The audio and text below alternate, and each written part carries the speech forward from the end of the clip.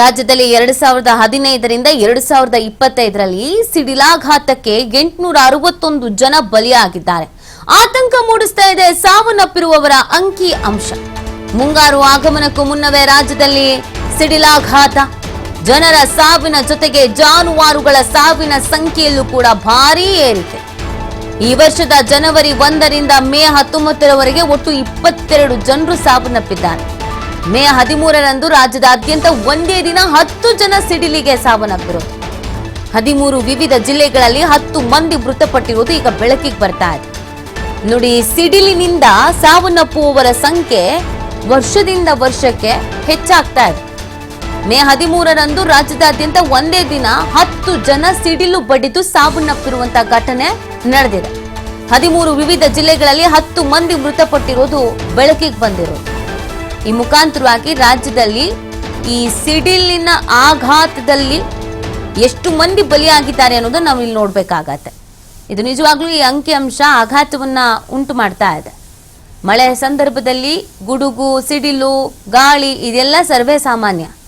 ಆದ್ರೆ ಈ ಸಿಡಿಲಿಗೆ ಸಾವನ್ನಪ್ಪುವವರ ಸಂಖ್ಯೆಯಲ್ಲಿ ವಿಪರೀತ ಏರಿಕೆ ಕಂಡು ಬರ್ತಾ ಇದೆ. ಹಾಗಾಗಿ ಬಹಳ ಎಚ್ಚರಿಕೆಯಿಂದ ಇರಬೇಕಾಗತ್ತೆ. ಮಳೆ, ಸಿಡಿಲು ಈ ಸಂದರ್ಭದಲ್ಲಿ ಮನೆ ಒಳಗೆ ಇರೋದು ಬಹಳ ಬೆಟರ್.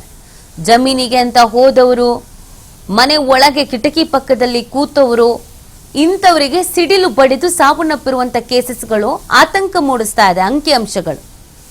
ಮಳೆ ಬರುವ ಸಂದರ್ಭದಲ್ಲಿ ಬಹಳ ಎಚ್ಚರಿಕೆಯಿಂದ ಮನೆ ಒಳಗೆ ಇರುವಂತದ್ದು ಸೂಕ್ತ. ಕೇವಲ ಜನ ಮಾತ್ರ ಅಲ್ಲ, ಜಾನುವಾರುಗಳ ಸಾವಿನ ಸಂಖ್ಯೆಯಲ್ಲೂ ಕೂಡ ಭಾರಿ ಏರಿಕೆ ಆಗಿದೆ. ಸಿಡಿಲಿಗೆ ಬಲಿಯಾದವರ ಸಂಖ್ಯೆ ಇದು.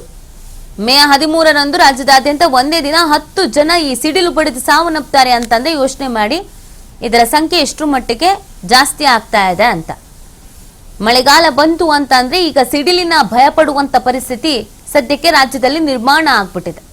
ಈ ಹಿಂದೆಯಿಂದಲೂ ಕೂಡ ಈ ಕೇಸಸ್ಗಳನ್ನ ನಾವು ನೋಡ್ತಾ ಇರ್ತೀವಿ. ಬಟ್ ರೇಷಿಯೋ ನೋಡಿದಾಗ ಹೆಚ್ಚಾಗ್ತಾ ಇದೆ, ಅಂಕಿಅಂಶ ಹೆಚ್ಚಾಗ್ತಾ ಇದೆ. ಸಿಡಿಲು ಬಡಿದು ಸಾವನ್ನಪ್ಪುವವರ ಸಂಖ್ಯೆ ಹೆಚ್ಚಾಗ್ತಾ ಇರೋದು. ಹಾಗಾಗಿ ಮಳೆಗಾಲದ ಸಂದರ್ಭದಲ್ಲಿ ಮನೆ ಒಳಗೆ ಇರುವಂತದ್ದು ಬಹಳ ಸೂಕ್ತ.